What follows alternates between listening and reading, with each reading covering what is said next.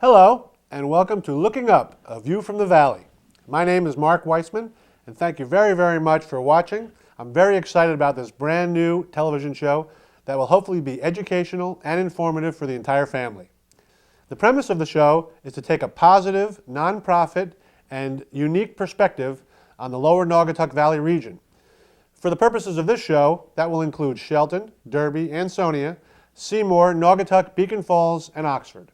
If you have any comments on the show, feel free to provide feedback, questions, or suggestions to lookingupvalley@gmail.com or check out our Facebook page and dedicated website. Thank you very much. Thank you for watching Looking Up, A View from the Valley. Today we're filming from the Plum Library at the intersection of Coram and Worcester Street in Shelton. And we're joined by Elspeth Leiden, director of both the Plum Library and Huntington Branch Library, and Sean Fields, director of the Huntington Branch Library.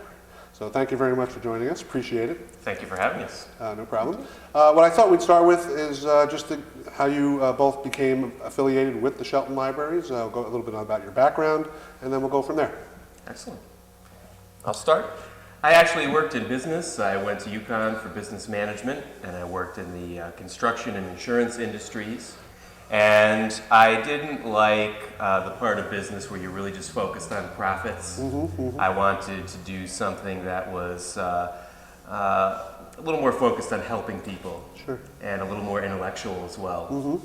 So I left my business career, and I went and got a master's in library science. So when did you get that master's? Let's see, '05. Okay. And then I've worked at a couple of academic libraries. And I have been at the Huntington Branch for the last 4 years. Okay. Are you originally from Shelton? I am not. I'm from Harwinton. Okay, which is where? It is north on Route 8. Go all the way up to the Litchfield, Torrington, Burlington area. Okay. Small farm town. Okay. Was a farm town anyway. Okay. So what made you pick, let's say, Shelton over some of the other libraries I'm sure you were interested in? Well, I was familiar with Elspeth and the library board and the library system a little bit already. Oh, okay. And I thought that we had a great opportunity to do some special things for the community. And we have a great staff at the Huntington Branch and a lot of great members. Sometimes you hear people say patrons. We like to say members. They're members of our community and our library family. I like that. So we just had a lot of opportunity to do some great programming and help some people, and that was what attracted me. So were you affiliated with the Shelton Library other than being director? Were you let's say on the board or things like that? No, I just met everyone before. Okay. And knew them from being in the library community. Oh, I see. Okay. Yeah. And Elspeth, how about you? How did you get involved with the Shelton Libraries? Well, it goes back a ways. I actually started out as an early childhood educator, graduate from UConn. A short career in the field of substituting in Bridgeport taught me I didn't belong in the classroom. I found employees wanted sign on the counter in the Bridgeport Library by accident. I found out later that you had to fight to get the sign up. No one wanted anyone to know there was help wanted at Bridgeport Library. I was part of a large group of people who came in at that time. I spent 3 years working in Bridgeport and then started a family, at which time I was also accepted for library school at Southern. I finished the degree just before the second baby was born, and then took a hiatus until the third one was grown, and then started in the school system until I discovered that I probably could do a lot better in the public library field because I knew as much as the school librarians did, only they didn't know what to do with a box of books. Ah, okay. So you were actually a librarian in the schools? I was a volunteer. Oh, okay. Which schools? In Oxford Center School, and then I moved up to the Great Oak Middle School. Okay, and you're originally... Where I got Volunteer of the Year, but I discovered that was because I was the only volunteer. That's great. You're originally from Oxford? No, I'm from Orange. Oh, I'm sorry. And we moved to Oxford 34 years ago. Oh, wow. So all our children have grown up there. Okay. And I came here at the time when computers were just coming into the Valley Libraries. And I was working in Monroe. Okay. And they had just converted from the paper card system to computers. I was there for 2 years. And the opening for assistant director at Plum came open. And actually that's how I got the job. I was the woman who knew about the system they were going on. About what time, what year was that? 1990. Oh, okay. So have you been director? No, I was the assistant for 10 years, and Okay. then the director left in 2000, and I was made director by the board. Oh, wow. So I've been the director since 2000. Wow, excellent. So I've seen the libraries in Shelton go from paper cards to computers. It's been quite a trip. Excellent. That's good. Well, congratulations for that. I mean, that's an accomplishment, I'm sure, with all any new technology. Yes. Absolutely. So, well, hopefully we'll talk about, I guess, you mentioned Plum Library, which was the original library in Shelton, is that correct? Correct, it was the parent. Okay, so there was a Mr. Plum, I guess, who was... It was Mr. David Plum. Okay. And his wife, Louise Wakely Plum. David was convinced that Shelton needed a library in the 1890s. He actually opened the first one downtown over what is now Marks of Design. Okay. In the building there on the corner. A year after that, he decided it needed its own building. It was part of a period when, as you can see from the architecture inside and outside, that the University of the Common Man was being created by the wealthy people who could perform as patrons, the other side of patron at that time, of the arts and education. So David decided he would get an architect.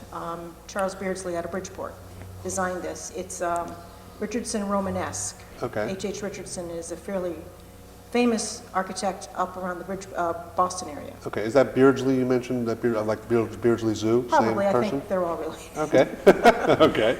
And they designed the building, but unfortunately he died before it was completed. Now, you need to remember, in the 1890s, the women didn't necessarily inherit with any power. So luckily, it was David's brother who agreed to see the money spent that David had set aside. So between Louise and her brother-in-law, this library was completed and opened in 1890. And her maiden name was Wakely, did you Yes. say? Is that right? Is that like Wakely Ave in Ansonia would be named? It's the maybe? Wakeleys from Shelton, for sure. Oh, okay, okay. Just wondering. Okay, so that's kind of how that got started. When did the Huntington branch come about? That was opened, it celebrated its 20th anniversary this year. We just had our 20th on January 16th. Okay, We actually opened in December of 1990, but the grand opening was January of 91. And they found after they built this building in 1895 that even 5 years later that they thought they needed to expand.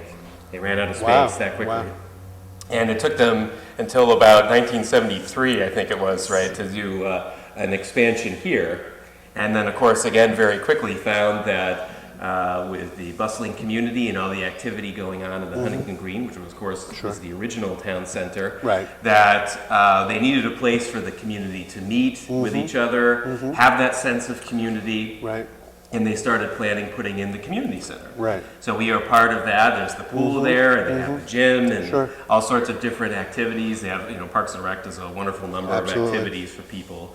And our library board wanted to make sure that we got in on that plan, and Barbara Glover and some others, and Barbara Glover, by the way, is still our chairperson, actually laid out the plans with the architects as to what the library should be and the layout and what features it should have. And that you're served talking us about very well. the Huntington branch. Yeah, that served us very well for 20 years now. Okay, so in effect, it sounds to me like are the two libraries kind of operating independently from each other in the sense that standalone operations, or do you actually coordinate, and is one considered to be either an annex of the other, or do you know what I'm saying? Well, they have different functions, and I guess it depends which parties are involved. For a long time, they sort of did function like separate libraries, Right. but we look at it as you have to take advantage of economies of scale, and you have to take advantage of your strengths and weaknesses.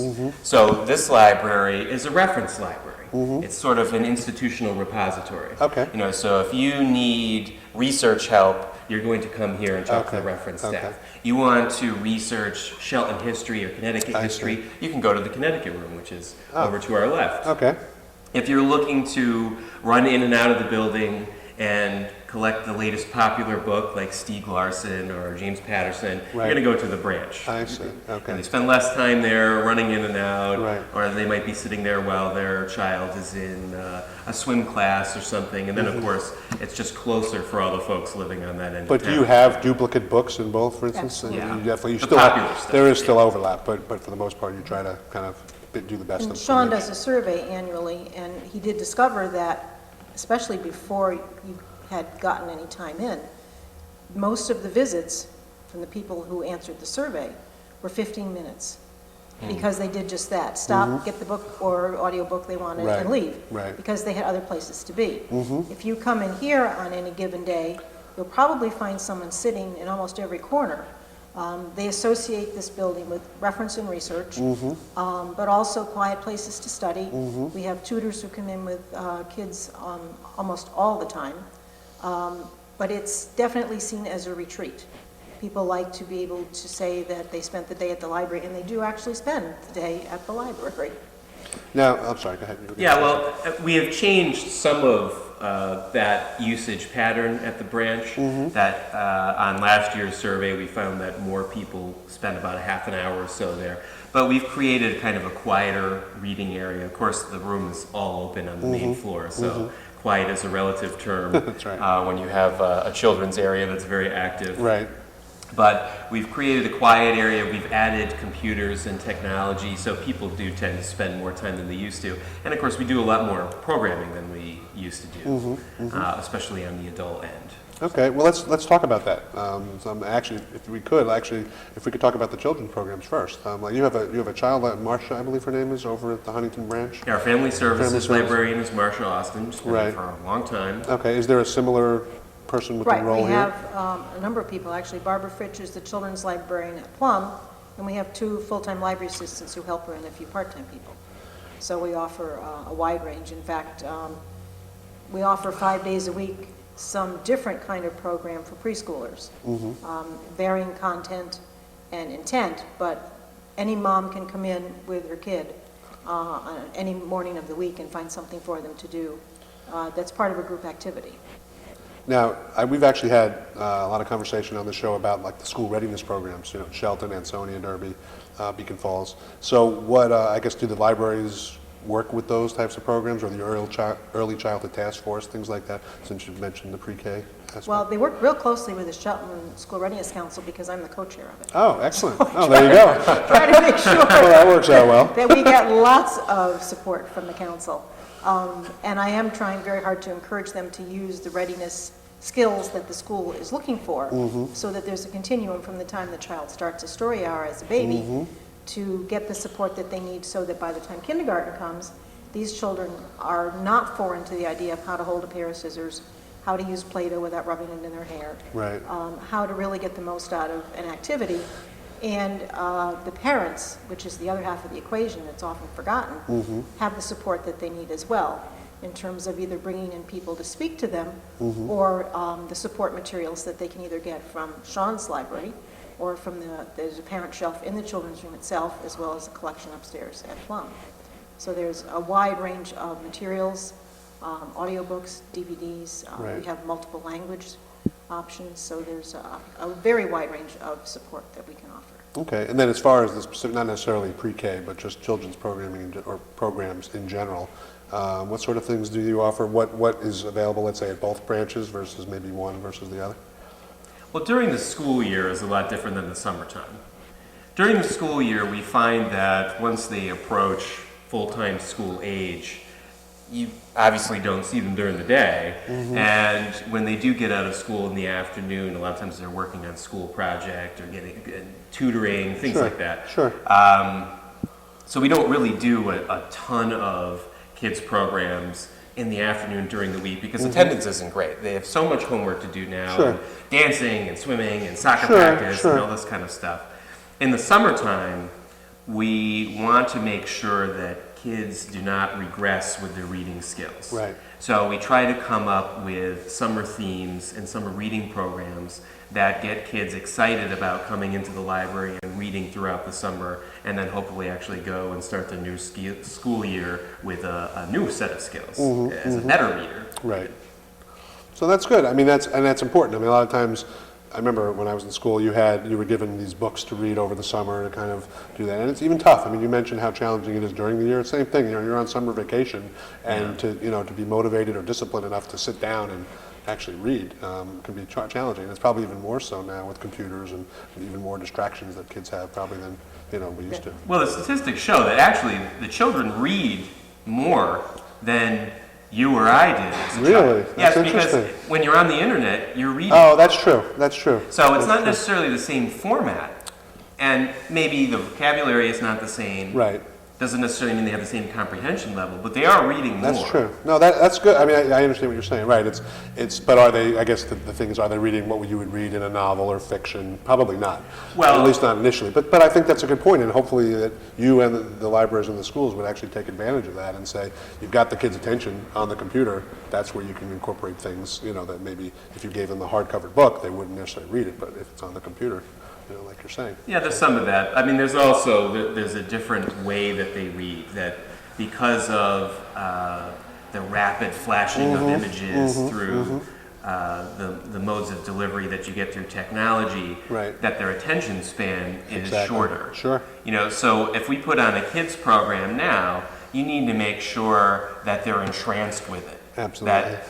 Then they will stop and listen and pay attention if it's attractive. Oh, enough to absolutely. them. I mean, that goes for teaching in general, really. I mean, Yes, yeah. the days of a teacher just getting up and giving a didactic lecture are not. They can't You handle that. have to keep the kids' attention, to the point where you don't want to obviously cater to that all the time, because then you're showing them that if it's not, all these lights and flashing, then it's not worth listening to. You have to Right. kind of balance that. But I agree. I mean, I think kids in general, and people in general, not so much even just children. I think everyone likes to be kind of, stimulated in what they're saying. Yeah, and obviously it's much harder keeping a child's attention and getting them to produce throughout an entire school day. Right. And we have the advantage of being able to work outside of a curriculum. That's true. We can pick, last summer, for example, our theme at the branch was superheroes. So we figured that plenty of girls can get into superheroes, and that's an area that boys who sometimes are not interested as much in the Right. library, not Right. always, that's a generalization, Yeah, of no, I course, understand. would be interested in coming in and attending some of the programs, and then you fit the educational Absolutely, pieces that's a in. great idea. I mean, I read this recently. I mean, you probably are both familiar with the show Happy Days, in the 70s. And there was an episode where Fonzie gets a library card.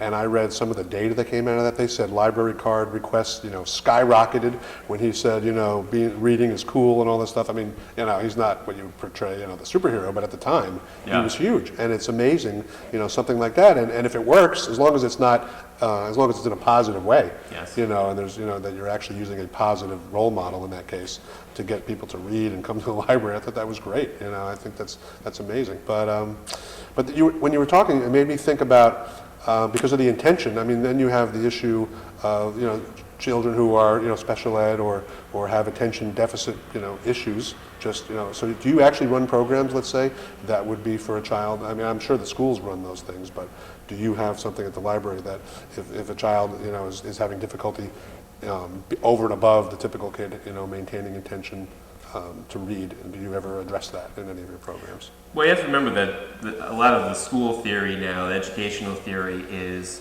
revolving around integration.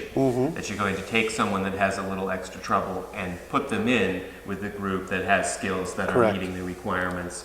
So we make sure that our programs are accessible to disabled children or children that maybe are not quite up to the goals that Right. they are supposed to be achieving at that point. In terms of specific programs, we actually have one coming up this weekend that's called Every Child Ready to Read. Oh, okay. And Marsha Austin, who we mentioned earlier, will be teaching parents and guardians how to make sure their children are ready for school and reading, and what it is that they need to work on extra, if anything, right. to get them ready for that experience. That's good. So if someone wanted to find out more about that program that you offer, how would they be able to? Either go to our website, which is sheltonlibrarysystem.org, or you can call the Huntington branch. Okay. So that program is only going to be offered at Huntington? Well, Plum does similar programs. We're to offering that, something yeah. new this coming quarter Okay. for March, April, and May.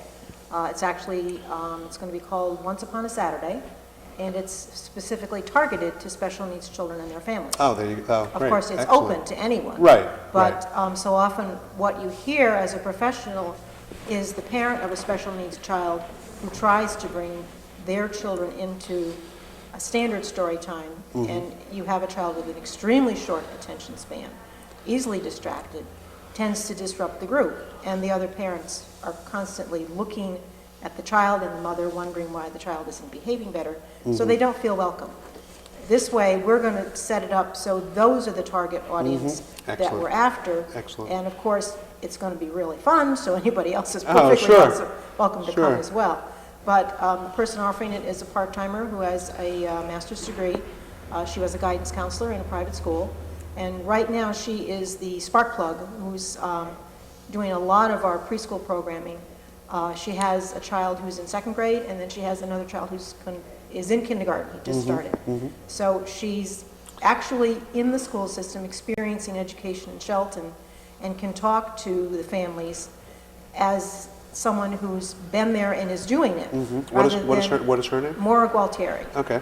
Miss Maura is one of our stars, along with Miss Kathy, who Kathy is working in the school system in Monroe in the library, and she is another one of the draws. Her programs tend to be full of activity, as Sean said.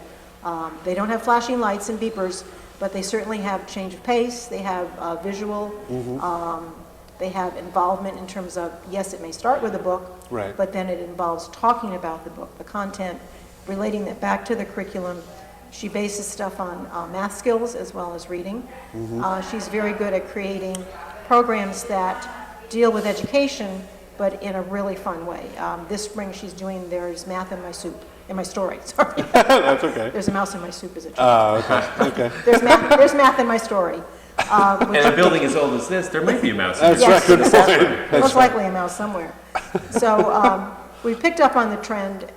One thing that we have noted is that the clientele, our members downtown, are not exactly the same as the clientele out in Huntington. So we've customized some of what we offer. Not so often are we having families with ballet classes or karate.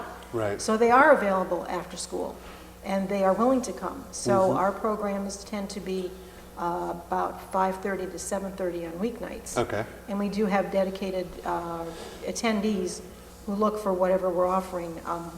As I said, Kathy does things on math. She does a reading skills one. We have book discussions. The 6 to 9-year-old book discussion meets on Saturday mornings. But then we also have and one that the kids weren't sure that they could name it, and they ran the name by me, and I said, I think that's perfect. It's the Eat and Read Book Club. Oh, which excellent. is exactly what they do. That's great. That's They great. pick the books, and then over snacks, they talk about what they read, what they think of the books. So that's for 4th, 5th, and 6th graders, and that meets on a weeknight. And then Is we that also- held during the year and the summer? Or? Yes. Oh, excellent. Oh, that's good. That's And then we also have a young adult book club, which is a little bit rubber if you want to consider that the ages go from 7th grade to 12th grade. Okay. And the interest level, of course, depends on who's being part of the group. Mm-hmm. And that has the uninspiring name of the YA Book Club. Oh, there you go. But again, it's they pick the books and they eat the snacks and have a great Right. time talking. That's So great. it keeps their interest up over the school year until we get to the summer where we do the special circus-type activities Okay. with a higher level of energy and more involvement and more activity for sure. Okay, can you tell a little bit more about those activities? As I said, we have a larger staff than the branch does, so we're far more able to offer a broader range of approaches. We offer a Kids in the Kitchen. Oh, wow. It's relatively a new idea in libraries to bring kids in and teach them basic kitchen skills. We require that their parents stay with them because Good. we need That's to keep good. all their fingers attached. Absolutely. And they can be a little vigorous at times, but Sure. they totally enjoy exploring food, things that I'm sure mother could never get them to try. Once they've made it, they're willing to at least taste it. Right. So that we've expanded the horizons with that kind of thing. That's great because that would actually give you an opportunity. You could cover all, not just the cooking aspect, Absolutely, but math. with all the different ethnicities around here, then you get into sort of historical perspective, especially if recipes are handed down, generation to generation, Italian or Polish recipe, something like that. And then it just opens, wow, did you know your grandmother, your great-grandmother used to do this? And then you get into, kind of the genealogy of the families, Oh, absolutely. just through cooking. Yep, That's the great. horizons are endless for that kind of thing. And because it's food, you can almost always get their attention. Right, exactly. That's right. We do craft programs on a regular basis. Trying to think what else we've offered. Now, there's something I read about, one book, one city. What is that? Yes. Well, a couple of years, we participated in the NEA's Big Read program. So that's a grant that's given out, and in our case, it was to multiple communities, Bridgeport, sometimes other towns like Trumbull. And you had to select a work from their list. The last one we did was on the Maltese Falcon a couple of falls ago. And you're encouraging an entire community or group of communities to read the same book. So it's a positive pro-literacy kind of event. Oh, I see. We decided to hold our own event just for Shelton. Right. And although we have plenty of visitors that come from other communities, so we'll include those visitors Sure, as well, but sure. in the Shelton libraries only. And we were lucky enough to receive a grant from the Valley Community Foundation to fund this. So we chose The Hobbit, Okay. the J.R.R. Tolkien work that is good for people of all ages. Kids can get into it. You and I could read it. Sure. And actually, the film is coming out in December, so we're ahead of the curve for once with that one. And we are going to be giving out free copies of The Hobbit Oh, wow. from the libraries and also from Written Words Bookstore in the White Hills. Oh, okay. And then we're having a series of programs. The kickoff is on March 28th. Okay. And we're going to have magic and music Oh, and wow. characters and dignitaries and so forth Excellent. to kick that off. And then we're having other events, throughout the spring season, March, April, and May. Okay. Now, you mentioned the Valley Community Foundation. Yes. They do, they're doing an amazing amount of work in the area. Yes. For the libraries, for just about every nonprofit, it seems like.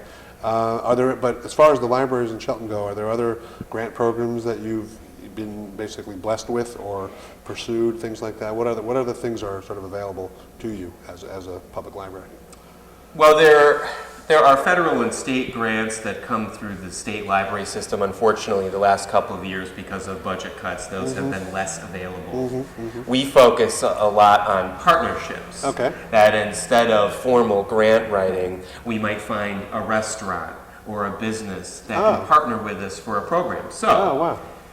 in the summertime at the branch, about half our programming is paid for by Happy Day Preschool, which Okay. actually resides in our building. So Okay. their kids come out and participate, and they allow us to have programs that otherwise we would not be able to have. Right.